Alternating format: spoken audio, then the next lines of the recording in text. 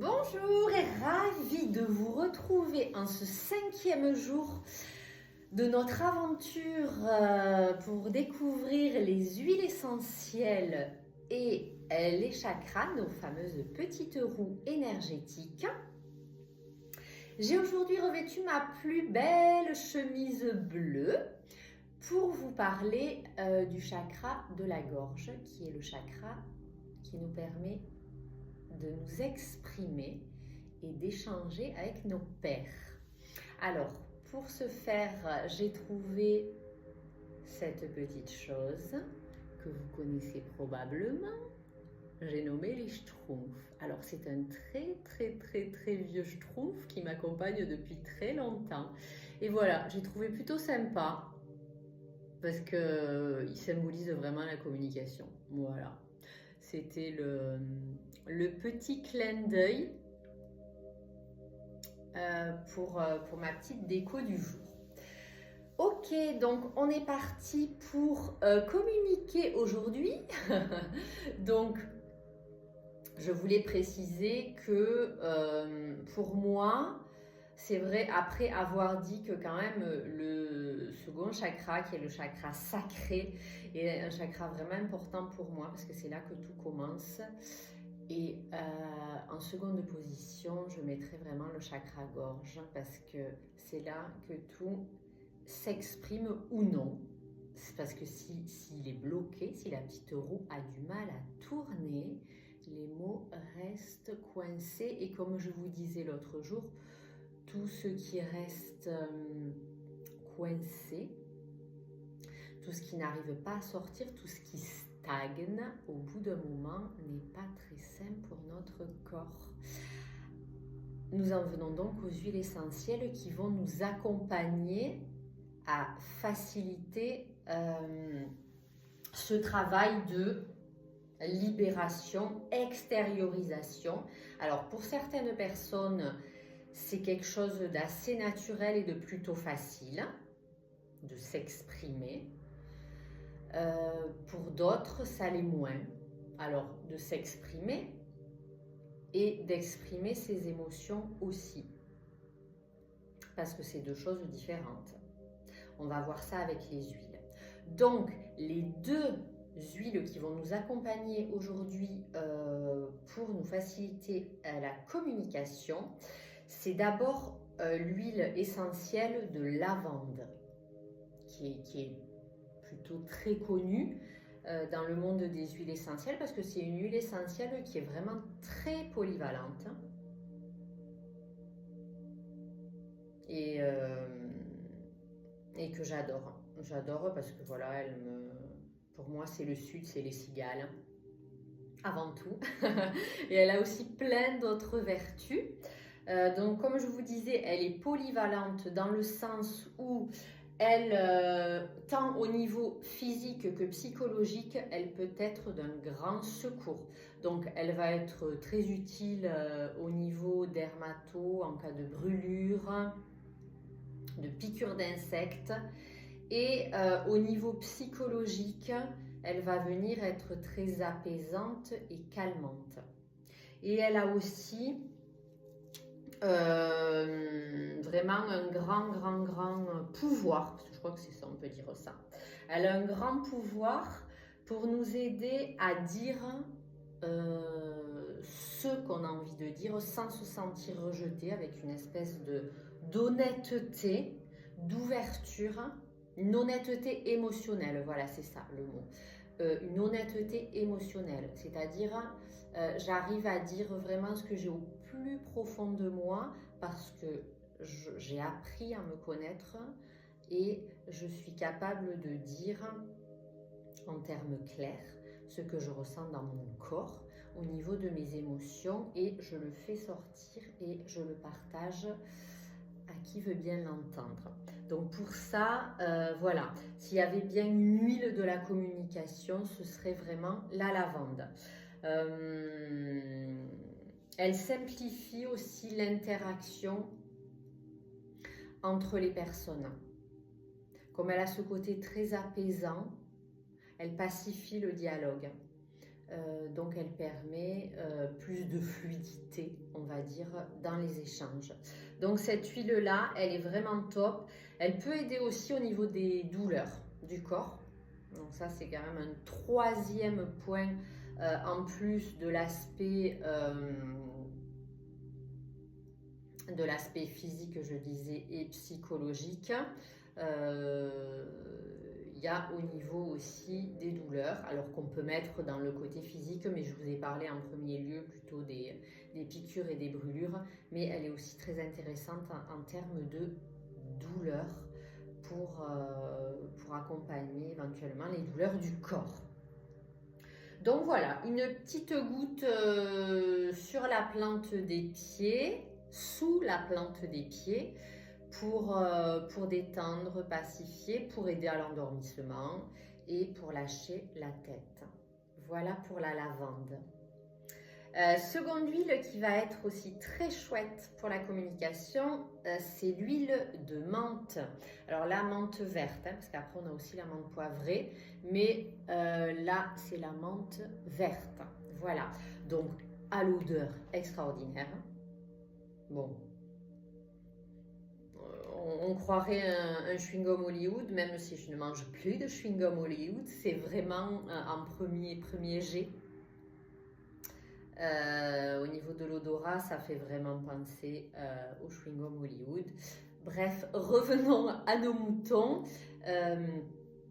L'huile de menthe verte, elle va venir nous parler de paroles confiantes, c'est-à-dire je me sens aligné, confiant et à l'aise, par exemple pour la prise de parole en public. Pour ça, elle va être d'une grande aide.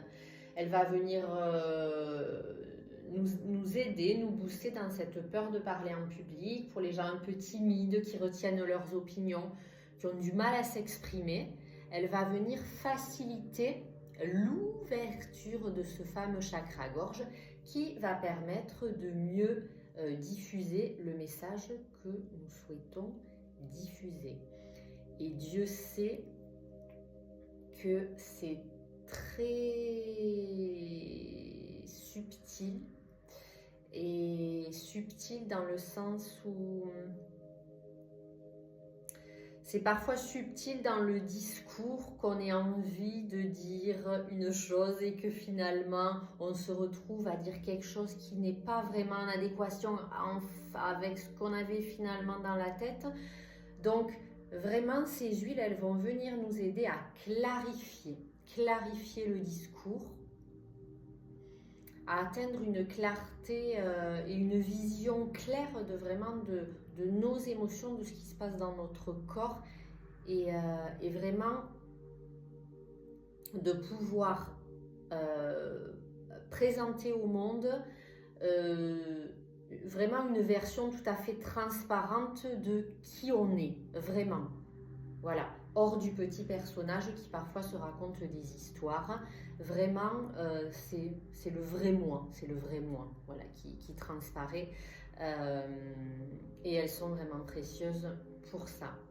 Parce que quand on veut porter sa voix au monde, c'est important d'avoir fait ce travail intérieur, de se connaître, d'être le plus transparent possible entre moi et moi, de moi à moi, déjà, avant de pouvoir apporter un discours clair à l'extérieur. Parce que si déjà à l'intérieur, c'est le fouillis, ça va être compliqué d'être complètement clair pour exprimer ce que je veux et ce que je ne veux pas, éventuellement mes besoins. Donc, voilà ce que je voulais vous préciser par rapport à tout ça. En termes de lithothérapie, j'ai sorti cette petite pierre qui est une cyanite. Une petite pierre longue qui est très très jolie, qui a de jolis reflets, mais je ne pense pas qu'on va voir à l'écran. Voilà, donc la cyanite bleue, chakra-gorge, on en revient toujours à la même chose. La cyanite va venir nous parler, toujours pareil, comme je vous disais juste avant, de connaissance de soi et d'expression. C'est une pierre qui va venir nous accompagner dans ce processus-là de j'apprends à me connaître, je me découvre quand je sais vraiment qui je suis, je peux l'exprimer en toute simplicité, en toute confiance aux autres et au monde qui m'entoure, et je peux porter ma voix sur éventuellement des projets que j'ai envie de mettre à jour et faciliter une communication fluide, parce que c'est vraiment, mais tellement important. C'est vraiment une thématique, en l'occurrence la communication, moi qui me tient particulièrement à cœur, parce que il y a tellement de mésententes, qui partent d'une communication qui n'est pas alignée en fait. Et c'est tellement dommage. Il suffirait parfois de quelques outils pour pacifier des relations, pour arriver à dire clairement je plutôt que tu, le fameux tu qui tue. Si vous connaissez un petit peu les principes de la communication non violente, c'est vraiment ce qui est mis en avant. On évite, quand on est en face à face avec une personne et que nous sommes sur des sujets un peu plus ou moins tendus, ou pas d'ailleurs, on évite le tu, et on va plutôt privilégier le je. Donc on parle d'abord de soi et on dit j'ai besoin d'eux, plutôt que d'être en accusation avec ce tu n'as pas fait ce que je t'avais demandé, tu n'es pas comme ci, tu n'es pas comme ça. Voilà, on va dire plutôt moi, en tant qu'être humain, mes besoins sont, j'ai besoin là, à ce moment-là de ma vie, que de ceci ou de cela. Et c'est beaucoup moins agressant pour la personne qui est en face de nous. Mais pour ça, pour pouvoir parler de ses besoins et de j'ai besoin, il faut déjà savoir quels sont nos besoins, pouvoir les nommer. Et pour ça, il faut s'être posé 5 minutes et s'être dit, tiens, quels sont mes besoins, comment je fonctionne, et ça demande des phases de pause, des phases de calme, des phases d'introspection et éventuellement d'être aidé. Pourquoi pas? Et il y a plein d'outils formidables pour ça, mais la base d'un monde meilleur, c'est d'abord d'apprendre à se connaître intérieurement. Ça commence par là. On ne pourra créer un monde extérieur un peu plus, comment dirais-je, satisfaisant, un peu plus agréable à vivre, que si déjà nous, on est alignés. Donc tout commence à l'intérieur des petits êtres humains, et quand les petits êtres humains seront à peu près alignés, ils pourront mettre en route vraiment, mettre posé dans la matière des idées, des idées qui les font vibrer. On pourra, je pense, à ce moment-là, commencer à penser à un monde meilleur. Voilà. Les changements à l'extérieur commencent toujours à l'intérieur. C'est peut-être dit, redit, surentendu, mais c'est la base. Donc c'est le petit rappel du jour. Voilà. Allez, j'en termine avec cette cartoonette que j'ai tirée de cet oracle de l'eau. Je me suis dit, on ne peut pas faire autrement que d'utiliser cet oracle de l'eau qui est bleu. Et l'eau, c'est quand même un élément qui est juste extraordinaire et thérapeutique. Enfin, c'est mon ressenti, parce que j'ai un rapport à l'élément eau qui est juste extraordinaire. Donc c'est pour ça que je tenais vraiment à prendre cette carte d'oracle que j'ai tirée juste avant la vidéo, pour voir ce que cet oracle avait à nous enseigner aujourd'hui. Donc je vous lis la carte qui parle santé et qui nous parle de force, et qui dit: cristal au souvenir du vert de l'espérance, du blanc de la paix, du bleu du ciel, douce différence qui rappelle les mots d'Ésope, l'union fait la force. Voilà, je vous laisse découvrir cette carte et le cristal. Donc c'est l'oracle de l'eau selon Masaru Emoto. Je ne sais pas si vous connaissez, vous irez voir de plus près quel est le principe et les expériences de Masaru Emoto. Donc là on a en fait une belle image d'un cristal. Ouais, on va pas bien voir. Enfin voilà, tout ça pour dire l'union fait la force et c'est une belle conclusion à cet épisode sur le bleu de la communication parce que comme je vous disais, on est tous interreliés et quand on atteint une certaine clarté en tant qu'être humain déjà individuel, c'est là qu'on peut vraiment arriver à se connecter parce que pour moi, on ne peut pas faire autrement que de profiter et surtout d'intégrer le groupe dans des projets, des grands projets. Tout seul, on ne peut pas. Hein, nous sommes des animaux sociaux, on a besoin des autres pour fonctionner, pour créer, pour voir plus grand. Et donc l'union fait la force, c'est vraiment, ce sera le mot de la fin. Je vous laisse avec ça. Je vous remercie encore pour votre écoute et je vous dis à demain pour de nouvelles aventures avec les huiles et les chakras.